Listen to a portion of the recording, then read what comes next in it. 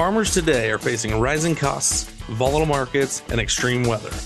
The Better Way to Farm podcast digs into strategies to help you take control of farm inputs and maximize profit so your farm can thrive for generations. Remember to take advantage of our free resources at abetterwaytofarm.com. Now, from America's Heartland, here's your host. Hey guys, we are so excited to have you joining us. We really are honored that you would take the time out of your busy schedule, and we really hope that you find it valuable. I really think that you will. With the speaker we have, we're going to go through all things how, when, why, do's, don'ts. You might even get to hear some funny goof ups and be able to learn from our mistakes. And we're just so excited to have you with us. With that, I have the absolute honor to introduce our guest speaker. I'm really excited to get the opportunity to just learn more from him. A little bit about him. He grew up on his family's farming operation in Southeast Iowa. And living through the 90s, he saw a lot of changes, as well as a lot of things that stayed the same. And it just didn't make sense. He just kept thinking there has to be a better way to farm. And then in 1992, something came along that really caught his eye. And in the spring of 93, they planted, him and his wife, their first test plot. And it was off to the races ever since then. They implemented a systematic approach that started with advanced soil testing and continued with precision all the way through the growing season. And foliar feeding was a big part of that systematic approach that they took. They applied it all across the Corn Belt and spread throughout the US from there. And the consistency has been so impressive. And because of that, sharing their findings have come easy. That's how A Better Way to Farm got its start. And I'm really excited to get introduced to you tonight, our speaker, Rod Livesey. Thank you, Kayla. I appreciate that. It was a very nice introduction. I'm excited to be here, guys, and we're going to talk about foliar feeding. I'm going to open with a disclaimer.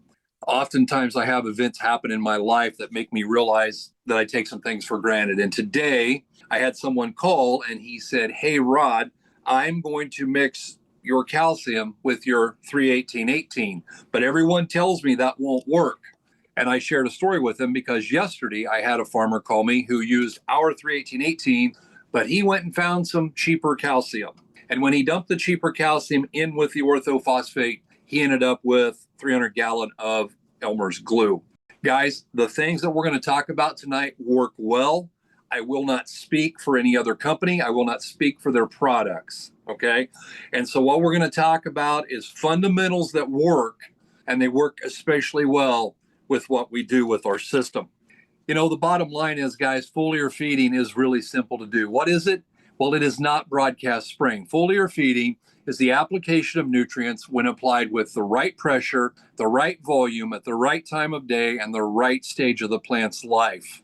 Broadcast spraying is just blowing on 20 or 25 gallon, maybe 15 gallon of water and something else with it. Two completely different things. They are not the same. And guys, we are getting a lot of excitement around foliar feeding. Guys are saying, hey, our crop is up, and in certain areas it looks well, and we're thinking we need to push it. And you know, we've got to think about things. Sometimes people go, well, the prices aren't what we want them to be. And so we're trying to figure out how to cut inputs. But guys, we have to realize there is a cost to doing nothing. And we need to calculate that cost of doing nothing. And we have to weigh the input cost versus the ROI. And we have a lot of people who are telling us, especially in soybeans, but in corn and beans both, we're stuck 3 years. We're at a yield plateau. We are challenged to break out of that. What is the next step? I'm reminded of my good friends out in Nebraska. They're around Lexington. When I was talking to Jim, I believe that their next level is foliar feeding. So this year, they're going to start doing that. Here's the situation. We know that foliar feeding works when done correctly. So what do we got to do first? We want to tissue test. Guys, we do not, under any circumstance, want to go out and just shotgun products.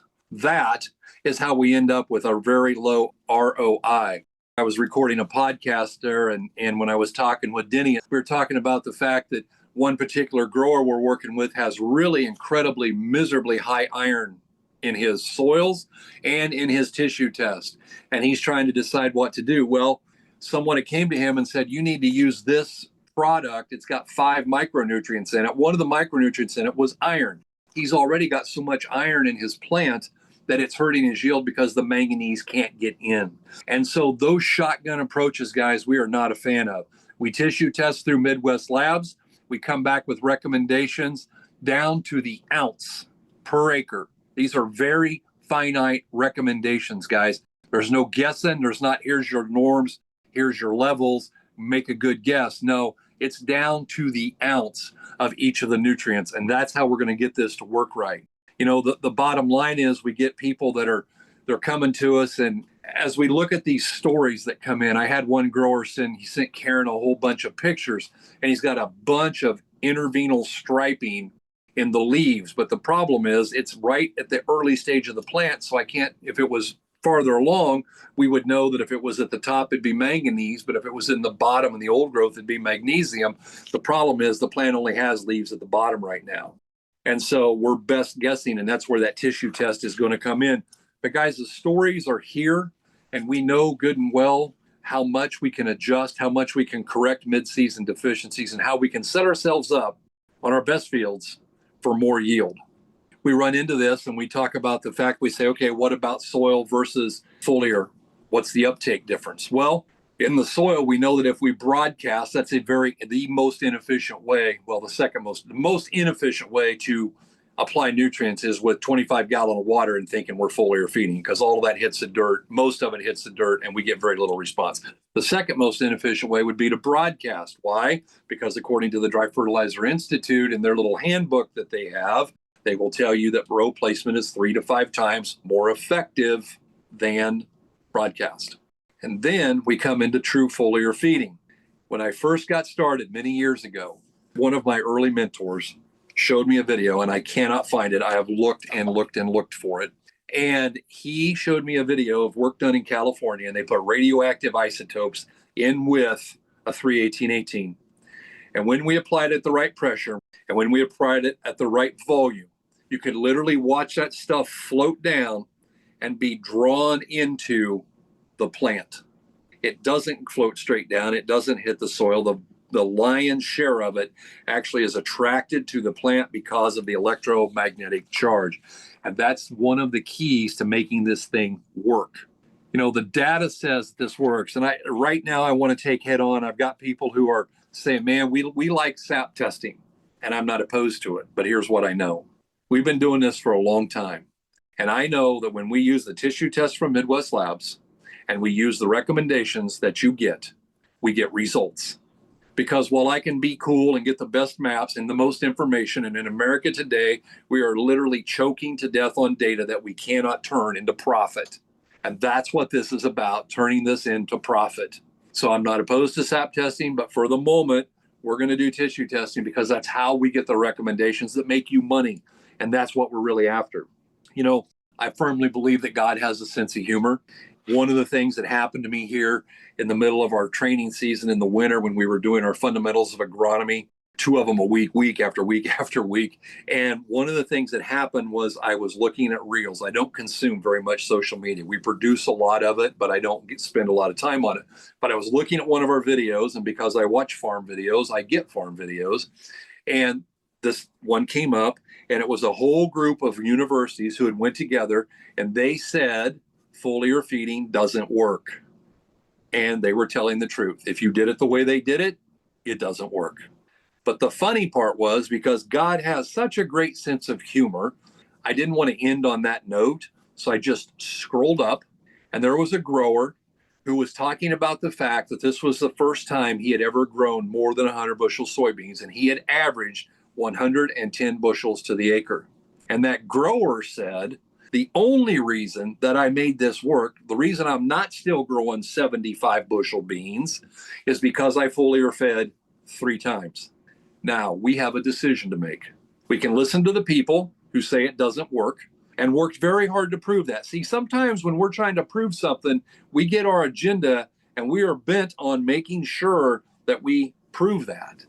And the way they did it, it didn't work. Or I could listen to the guy that did it. You guys, are you aware of the fact? I don't know of any statues ever built to a critic. Statues are built to the people who go out and they bleed and they sweat and they make it happen. And this farmer bled and he sweat and he foliar fed and he made it happen and he had 110 bushel beans. So do I want to listen to these researchers who don't farm, or do I want to listen to the guy who did it? I choose the guy who did it. And that's where we're going to go with right now on this. Guys, we have countless farmer success stories. I think of my guys up in Minnesota who, when they first reached out to me, Mike and his dad, and they were talking about the fact that they were stuck at 50 bushel beans and now they're growing 80 bushel beans last year and now they're looking to do better. We have countless stories of people. I think of my friend Jerry down in southern Missouri who grew like a field of 98 bushel beans 15 years ago because he foliar fed. And the fact of the matter is, it does work. And we're going to have stories on this till the cows come home. And we can put people on. If you got questions, we'll do three-way calls. So anyway, we've got the success stories. We can put you on the phone with those guys. And let me say this. Nowhere in farming are the 4 R's more important than they are in foliar feeding. And you guys know that one of my pet peeves is that I believe that the industry gives a lot of lip service. Yep. We talk about the 4 R's because we want to tell the people in town and we want to tell the critics that we're doing it. We got the 4 R's. We know we got to use the right source and the right rate and the right place and the right time. And then those same people that say that come out and say, put on fall applied anhydrous. They say broadcast this. They will tell you to broadcast potassium chloride in the spring. Interestingly enough, the University of Minnesota, the article right here, just did a study and they said, under no circumstances do they recommend broadcasting potassium in the spring if it's in the form of potassium chloride on soybeans. It needs to go on in the fall to let the what? Chloride escape. Imagine that. Something we've been saying since 1992. So let's get into the 4 R's in the way of foliar feeding. What does that look like? Well, number one, it looks like the right source. In other words, we have to have the correct product. And guys, not all products are created equal. Number one, the big number one, absolutely under any circumstances do we want anything except orthophosphate. We do not want a polyphosphate. It's not going into that leaf. It absolutely will not. So we have to have an orthophosphate product in order to get into there. And we believe, based on the 30 years plus we've been doing this, that everything goes into the plant better in the presence of an NPK. So in other words, we don't want to use an 824O, even though that would be an ortho product. We want to use a 31818 or a 9189 because we need both all the N, all the P, all the K, and that will carry in nutrients. And I say that because I get people say, well, I'm only short in manganese. I'm just going to foliar feed the manganese. Wrong answer. Manganese goes into the plant better in the presence of a complete NPK. All products are not created equal, guys. This year, we have spent more money than we have ever spent testing products. Growers have called me, said, hey, what about this? And I was like, take a sample, send it in. And we have paid for those. We're kind of limited up on that for the year, but we have paid for many of those. And what are we seeing? We're seeing products come back that have lots of lead, lots of arsenic, lots of cadmium, lots of chromium. We're seeing products come back that have a lot of zinc in them and not as a micronutrient. I looked at a test yesterday, had 1,736 parts per million zinc. That's 1.7%. And guys, that's because that was spent acid. It's acid that's been used probably in the auto industry, and that zinc is tied up with that phosphorus, and therefore neither one of them are available. And here's the thing about your arsenic, chromium, cadmium, and lead. Guys, those are disruptors of the DNA. And the last thing on earth that we want to do is put heavy metals on, period. But we definitely do not want to foliar feed those, which brings me to the next topic. We have been looking through the Washington State Department of Ag website, and as near as I can tell, no one has micronutrients that have no heavy metals in them except us. We're seeing a lot of products that are zinc, and you are getting zinc, but there's lead or chromium or arsenic or cadmium in it. We're seeing manganese, but it has lead, arsenic, cadmium, chromium in it. Those are no-nos. We do not want those. Heavy metals are the enemy, always and forever, because they disrupt the DNA. Chelation is paramount. And I've got people who they want to have an argument. And guys, we're not here to have an argument. We're going to tell you what we believe, and the people who want to work with us, we're going to go with that. And we're going to accept these things as gospel because they are. But for those who have a different opinion, they are free to do whatever. We are not people who enjoy arguing. That is not who we are. I hate that. And so this chelation thing is really important because I've got people who are saying, well, we like citric acid. Citric acid is one of the weakest chelators that there is. The stability constant on citric acid is about 4. The stability constant on EDTA is about 16.5. In other words, it's 4.5 times stronger to hang on to that. And I got people saying, well, EDTA, they believe it to do this and they believe it to do that. And they got zero proof of anything. Then I got people say, well, you just want to use acetic acid. Acetic acid is the way to go. And I would remind you what EDTA stands for, ethylene diamine tetraacetic acid. It is an acetic acid, but it's tetra. So it's 4X. It's got extra hanging on power. And so therefore, and I've got guys say, well, acetic acid is good, but EDTA is bad. Well, EDTA is acetic acid. And so I kind of want to lay that to bed because here's what we know. We know that chelation is important because that chelation protects the charge. And the charge of the fertilizer and the charge of the micronutrients has to be the right kind because what? Like charges repel. And we want attraction. And when we use our 31818, when we use our chelated micronutrients, there is an electromagnetic attraction, and those ions or those fertilizer droplets are sucked into that plant and attracted to it. I get a lot of people right now, and they're saying, well, we build our own. We get dry and we melt down urea and we do this and we hop on one foot and we got a witch's brew and we dump all this together. God bless you. Go in peace. That's fine. But guys, we are not a fan of these homemade mixtures.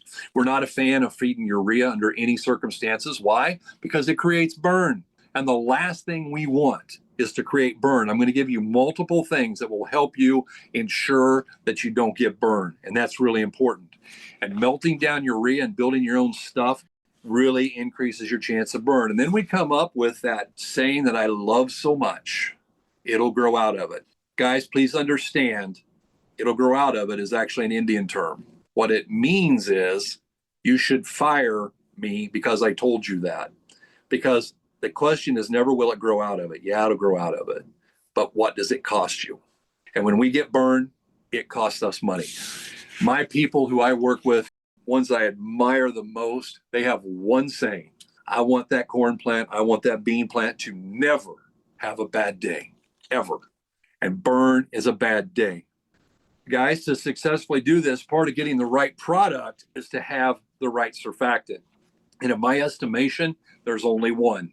I will not do it here, but Kayla was a science fair addict. She did science fairs from the time she was in 7th grade, and I'm very proud of her. She actually got 3rd in the nation in 2 different science fairs that are out there.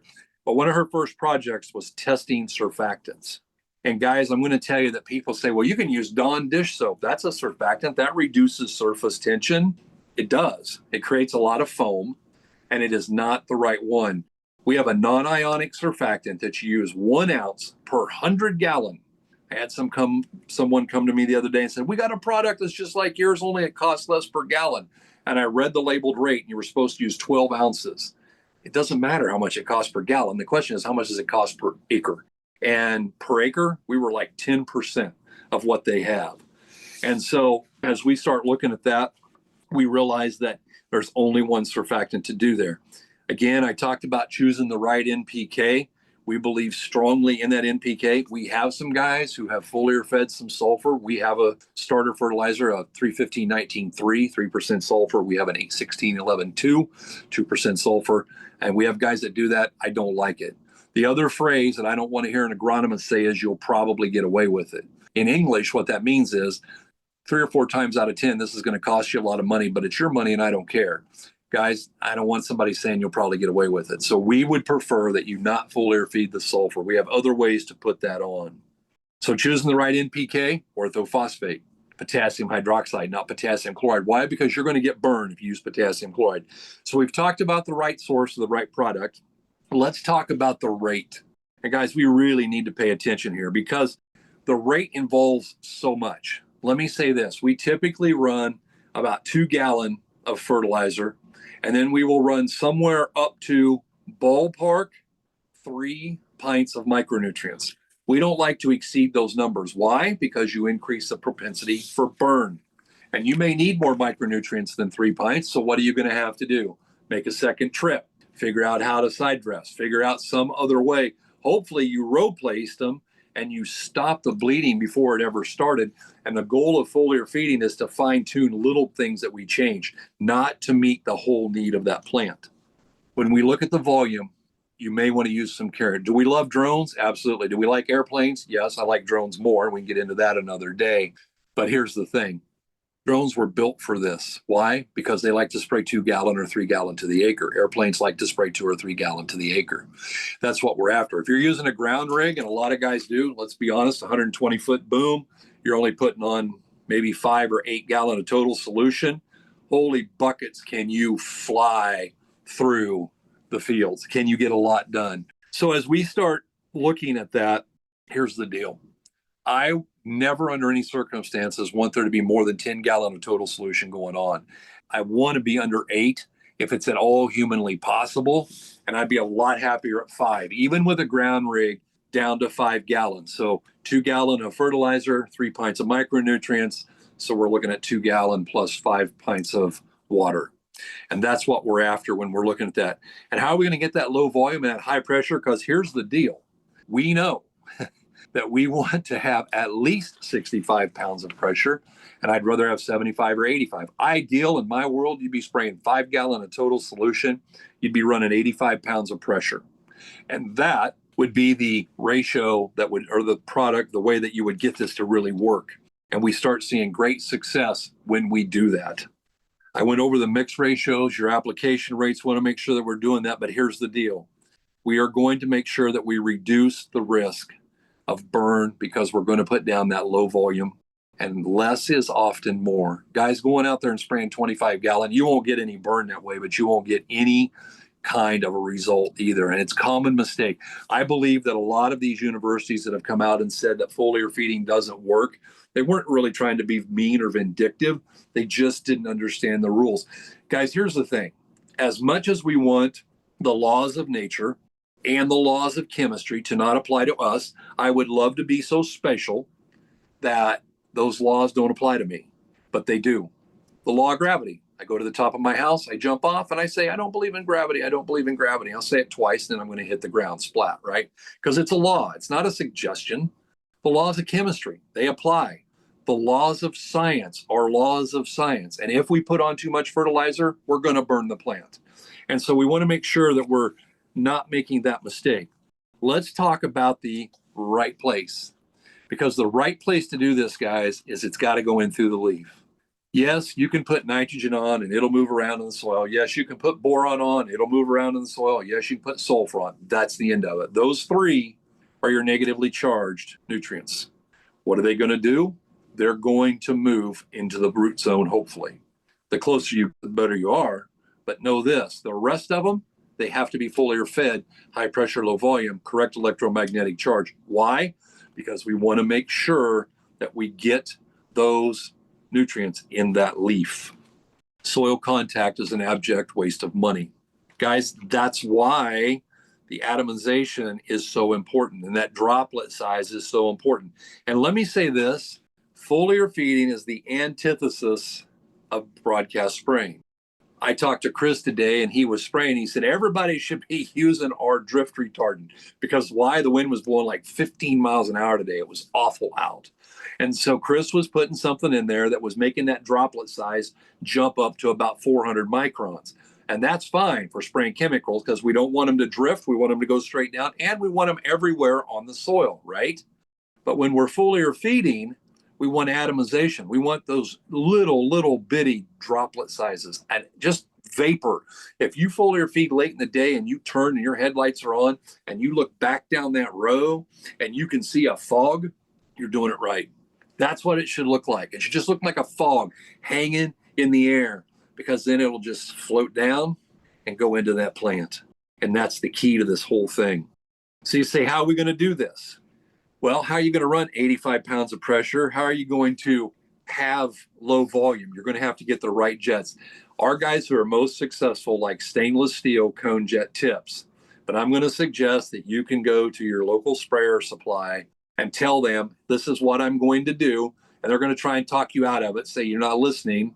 This is what I'm going to do. Help me figure out that I'm going to drive this speed. I'm going to put on 8-gallon or I'm going to put on 5-gallon, and I want to carry at least 65 pounds of pressure. I can tell you this, guys, Sprayer Specialty in Grimes, Iowa will take care of you, and they'll ship tips anywhere in the world. I just got a box full of tips in out here last week for us. They'll put them in a box and they'll ship them to you the same day you call if you call before noon. I don't care where you get them, but that's one option. Sprayer Specialties, Grimes, Iowa.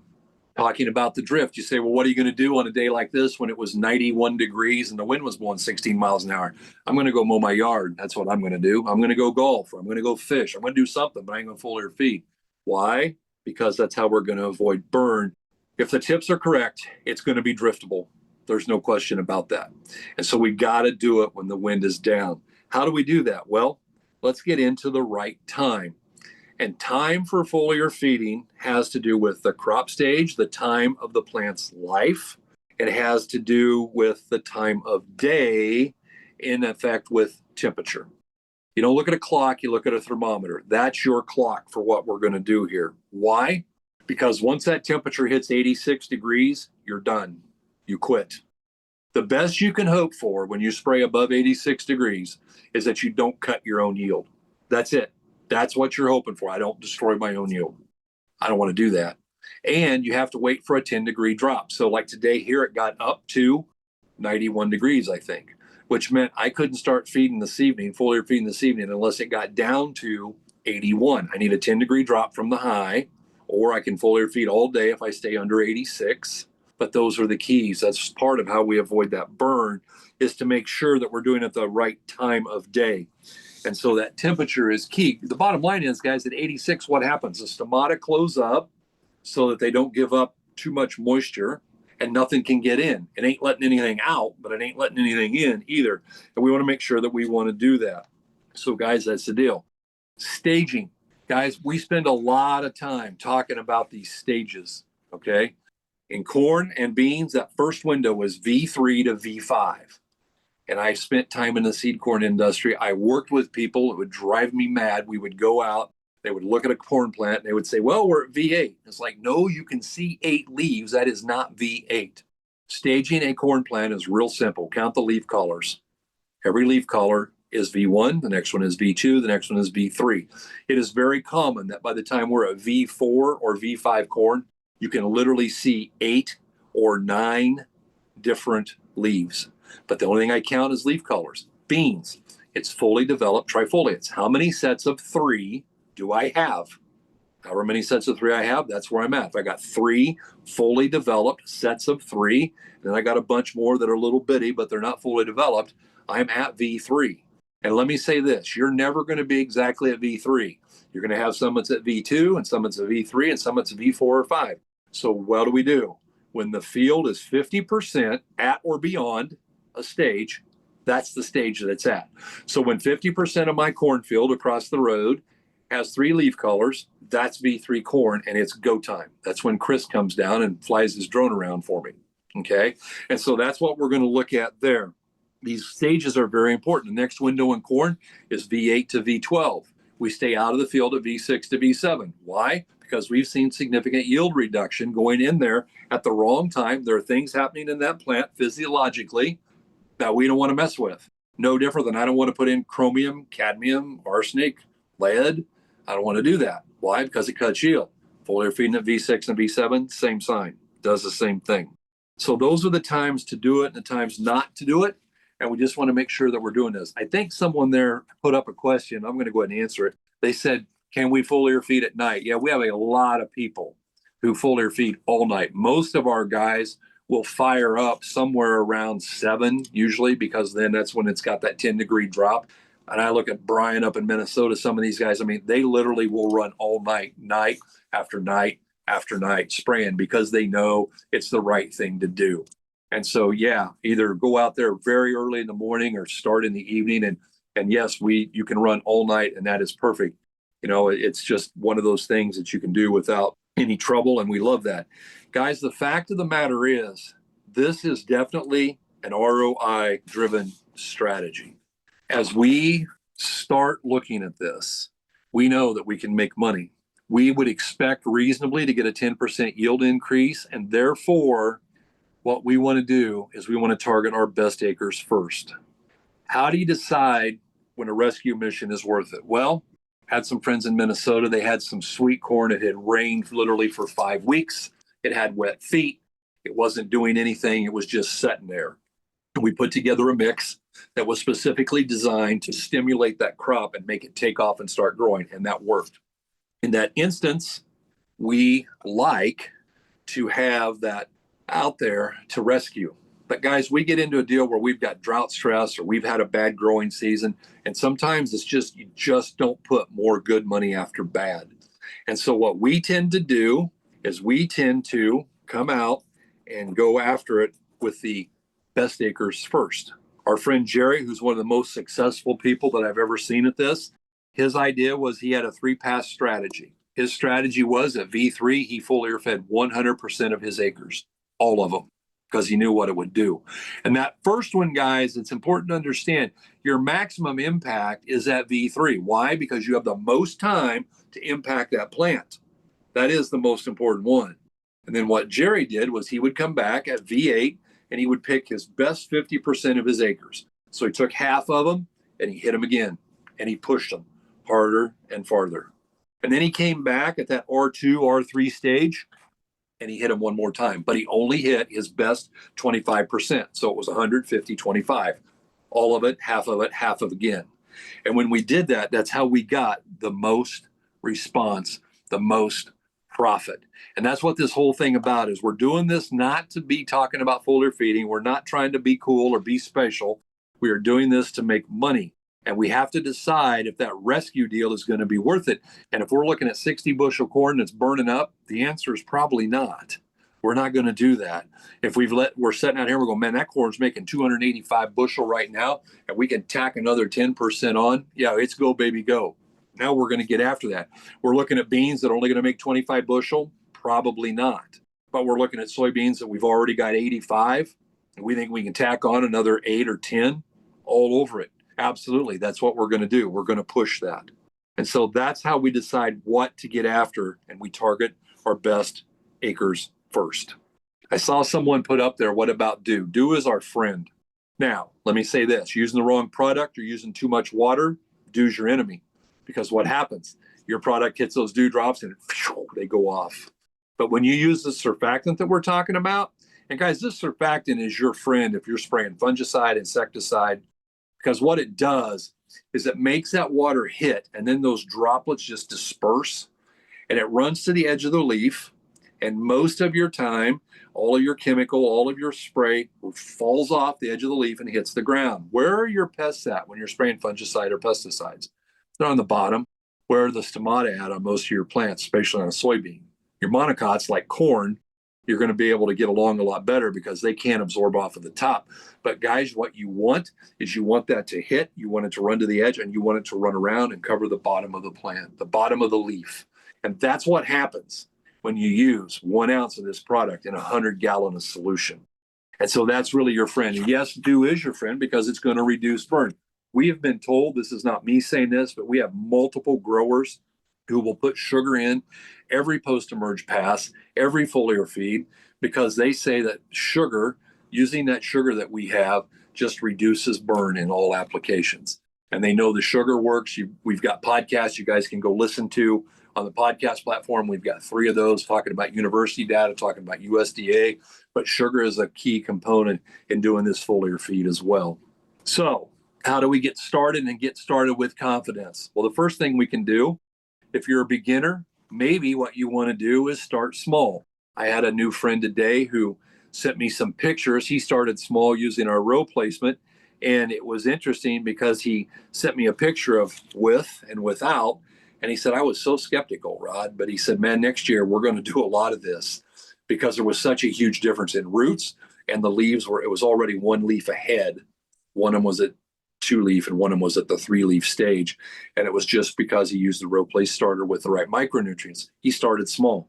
When you're foliar feeding, maybe you want to start small, but here's the deal. Don't start small by guessing. Guessing costs money. Guys, don't tie a blindfold on and throw darts at a board. Pull the tissue test. At V2, you're cutting those plants off. You're not pulling them because dirt splatters up onto the leaf and then you get a fake reading. Cut them off with scissors, put them in a bag, in a paper bag, and send those babies off to Midwest Labs. Send them in with our transmittal, and you'll get your norms, you'll get your levels, and you'll get specific recommendations. So it's easy to do. But you start small, you run a test, and then you scale it up. You scale it up. That's what Jerry did. The first year, he didn't do 100% of his acres. He did part of his acres. But by the second year, he was doing 100% because he knew what happened. Guys, it's really important that we're doing those soil tests in the beginning because we want to be most successful. We row place what we need, and then we tissue sample. And guys, I get so many people who send me tissue tests and they say, what do you think here? I had someone and they sent me in from another lab, won't say who it was, but they sent me a Malik 3 soil test, and then they sent me some tissue tests. And this lab had its very own unique way of doing things, and you need to be trained by them to learn how to read them. That's not my cup of tea. You guys know I detest a Malik 3 test. What is its good point? It's cheap. It's cheap. I'm not soil testing to be cheap. And how often do I tissue test before I foliar feed? So if I'm going to foliar feed between V3 and V5, I'm testing at V2. If I'm going to foliar feed again at V8, I'm testing at V6 or V7. And if I'm going to be doing a foliar feed at R2 and I want to use a tissue test, I'm going to get in there somewhere around V12 and get that leaf opposite and below the ear shoot. I'm going to send it in. Typically, by the time we get to R2, we're looking at a 26% nitrogen product that is built to run fungicide with and has a 0.5% boron, because we know those are two things that plant is absolutely begging for at that stage in its life. Guys, we do have some resources that are available. I'm going to have Kayla tell you how you can get a book.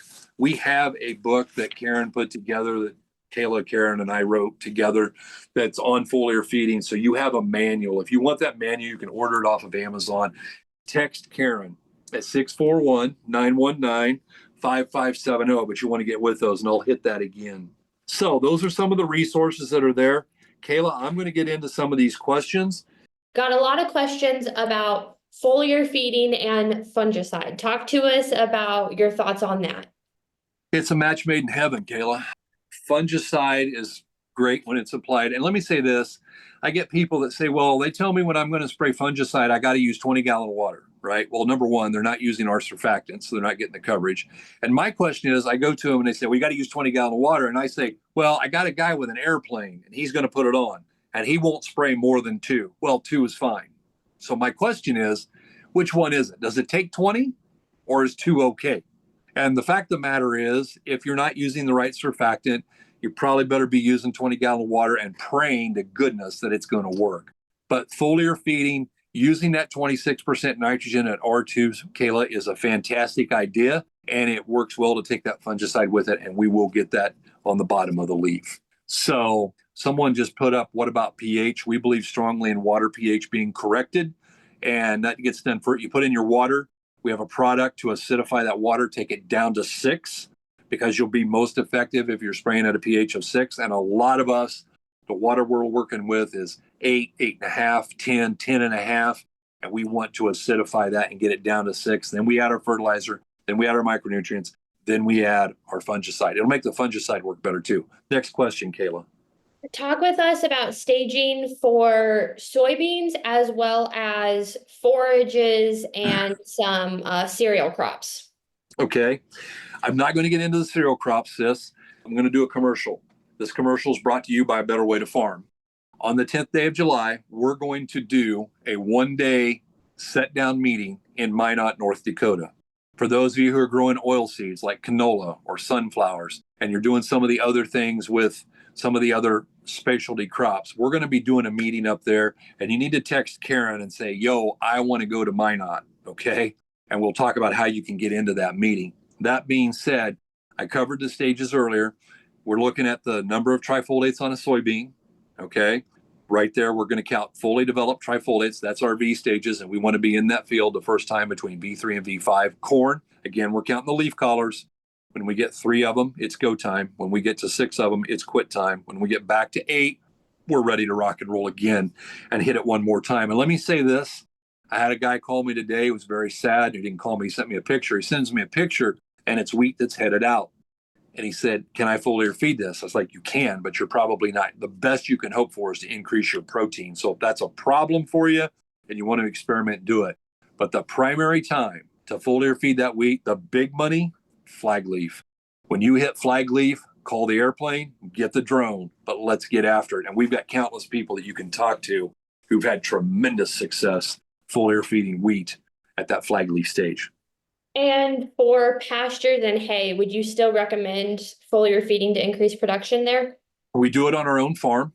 Let me treat this as two different things. In regards to alfalfa, I talked to 3 different people today who are just cranking alfalfa out. They've foliar fed for at least 2 to 3 years, and they're really seeing now just tremendous results. And they're calling me going, man, we have never rolled hay out like this. I talked to Andrew today, your friend Andrew says, and they bailed off today, and I think they're foliar feeding tonight because we are going to go right back in there and it'll be attracted into the ground. Other people say wait 2 weeks. I don't want to wait 2 weeks. I want to impact that whole 28-day growing window, not just half of it. And our goal is get the bales off, foliar feed that night, and cut it 28 days after you cut it the first time. And we do that after every feeding. So yes, we do that. In regards to grass and pastures, this is something I want them to experiment with, okay? Because here at our own farm, we do that, but it doesn't, people are used to blowing on urea and they get this really dark green instantaneous response and it jumps up and it gets real big and rank and it's very low quality forage, but they get a lot of it. When we do what we do, we're going to get a thicker, finer, more tons, higher quality, but it isn't going to be the visual response that people are looking for. That's one place where I really want them to start small and be happy with what they get before they move to the next level with that. Awesome. Thanks for that. Talk with us really quickly about using fulvic acid to help get the fertilizer into the leaf. Well, that's fine. We like fulvic acid a lot. And as a matter of fact, we like it so much that we put it in our sugar product. Our sugar product has 3 different forms of sugar, plus it has fulvic acid. And that's reason number 413, I think, that we want to put sugar in with our foliar feed because it has the fulvic acid in there and it helps to get that product into that plant. And then you made a note to make sure we came back to this. Micros through wide drop and side dress. Talk with us about that. Okay. We have very limited data. If we're going to side dress, a true side dress where we're in the middle of the row on a 15-inch row or even in the middle of the row on a 20-inch row, the odds of getting that nutrient to move are way too small.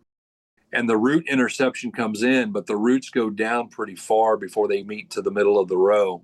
So what are we looking at? We're looking at sulfur and boron as being best suited for a wide drop or a side dress application. We have some people who have successfully wide dropped manganese and zinc. I'm not a fan of that.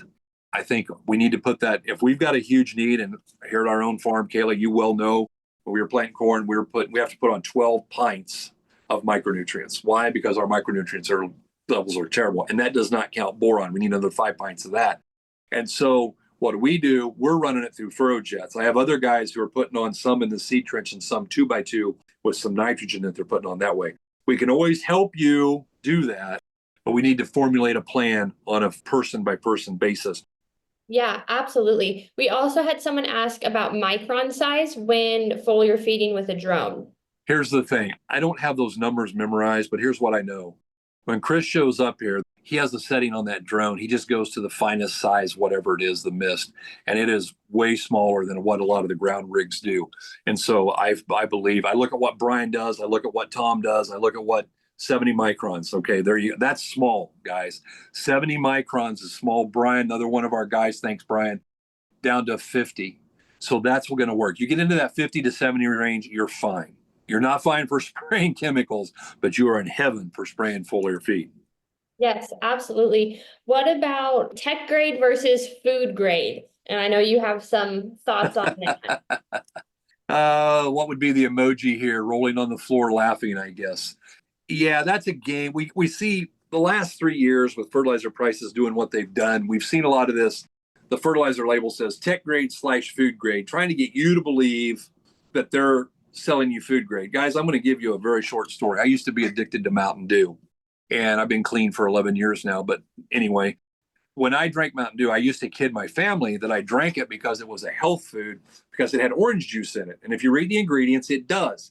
And I always pictured some little nerd with glasses and a white lab coat on top of a 10,000-gallon stainless steel vat of Mountain Dew with an eyedropper. And he'd go bing, and he'd put 1 drop of orange juice in there. And that was my justification to use it. I knew it wasn't true. Tech grade, food grade, there's about $2 a gallon difference in price. Nobody's selling you food grade fertilizer for tech grade price. What are they doing? They're taking the eyedropper and going bing, and you're getting a little food grade. There's some food grade in there, but it ain't very much. And so we know how that's going to work. Mountain Dew is like diesel fuel. It's more like jet fuel, buddy, but that's okay. So, Kayla, Daniel asked a question early on. I don't remember what it was. I asked you to remember. Do you know what it was? It was the one we just touched on with Y drop and side dressing. Okay, very good. And I'm going to touch on this because I get this question a lot. Can I run it through my pivot? No. You can ask me 19 different ways, and the answer is no. Why? Because with that pivot, you're putting on thousands of gallons of water, and the lion's share of it is going A, in the leaf, or B, on the ground. The answer is B, on the ground. We don't want to do that, so we just don't. Scott just asked a question about who do we send the samples to. We're going to send them to Midwest Labs so that you get your account ready and send them in so you get our recommendations back. Yep, someone asked, they gave an example that they're in South Carolina and their pH is always low no matter how much lime they add. Does foliar feeding work as expected with low pH? And what about your thoughts on liquid calcium carbonate through the leaves as opposed to a granular lime? Trying to think how I can answer this. First of all, I believe strongly, that's why our guys were calling today. That's why my buddy called and said, yo, can I put this calcium in the trench? Our liquid calcium will not fix your pH problem. It will give you some available calcium to that baby plant, which is important because that keeps the cell walls from rupturing when they divide. Okay, really important. Now, that being said, foliar feeding calcium, our calcium is a good idea. I will not speak to any of the others. I have tested a couple of different liquid calciums that were not ours. They promised that if I used them, the angels would sing, manna would fall from heaven, and I would see these huge differences. And we stripped them in a hayfield east of our house, and I stripped it in our cornfield across the road. 0 difference. And we soil tested, and they said it would change my pH. It did not. I would like to see his soil test. Whoever asked that needs to get with who invited him, sis, and then we're going to work together, me and whoever invited him and him. I want to look at those soil tests and see why we cannot get the pH to move with calcium, because that should work if we're using calcium carbonate. My question is, does he have low mag soils and he needs to get some high mag lime? But we can talk about that. But we're not going to fix the pH. We've never successfully done that. But we have got a good yield response by just it. And yes, using the foliar feed does help. Having the pH wrong of the soil, not having enough available calcium, is always going to be a limiting factor. And while we may make it better, we're not going to overcome that. Yeah, absolutely. What about someone had a specific question on counting leaves for corn plants? Do you count the bottom leaf of the corn plant? No, those bottom 2 that don't have it, that fall off, they don't have a leaf color. And the first 2 that emerge, no, I do not count those. I'm only counting leaf colors. Yeah. Good question, though. It's the little things, right? Someone asked what they should look at if there are no obvious signs of deficiencies, or is it still worth it to foliar feed? I'm going to come back and say tissue test. Guys, my prayer for your farming operation literally is that you never see a visual. Because here's the bottom line. The more you see a visual, the more yield is already gone. Typically, most of the people will tell you that the visual threshold is 10 to 15 bushel. By the time I see that intervenal striping from the lack of manganese and the new growth, I'm hurt bad. Now, I still need to correct it because it'll stop the hurt, but that's why we tissue test, so we don't have to wait on a visual deficiency. Yeah, absolutely. There's so many awesome questions rolling in. It's awesome kind of filtering through these. We talked about foliar feeding with herbicides. We've got some questions about sugar. Would you put sugar on in only certain circumstances? What would you say to someone who's skeptical about using sugar? I'm not quite sure what to say to them. I get guys, they call me up and they anguish over if they should try it. Guys, here's the deal. If you buy a tote of sugar It costs you $1.49 each time you make the trip. So let's talk about this. So in corn, if I get you 2 bushel of corn because you applied sugar 3 times, once in the furrow, once in a post-emerge pass, and once in a foliar, you get 2 bushel of corn from it, you've made a lot of money. If you get 1 bushel of soybeans, you're getting a 3-to-1 return. And the fact of the matter, well, a 2.5-to-1 return. The bottom line is it does better than that. All I can tell you guys is try this. I don't normally, that's not scientific, and I hate that phrase, try some. But guys, in regards to the sugar, we started in our very first test plot that we planted in 1993. We took granular sugar in a bag, melted it down in water. What an incredibly miserable existence that was, but it worked. We got 2 bushel of soybeans because we dumped a pound of granular sugar to the acre in liquid form with the starter, and we know what it got. And so therefore we've known forever. And guys, we were having our guys mix granular sugar for years until we finally come up with one that we like. And now we have that available. I just use it. I can't begin to tell you how much I want to see people using that. Yeah, absolutely. Rod, let's leave them with one kind of closing thought here. What's one thing you'd want to really make sure we impress upon people before we close out tonight? I would love to do that. But before I do that, sis, let me say this. Number 1, I'd like to encourage you to take part in a meeting in Minot if that's of interest to you. Number 2, we're going to do a Fundamentals of Agronomy class up by Des Moines. And is that this? I believe it's July 17th and 18th.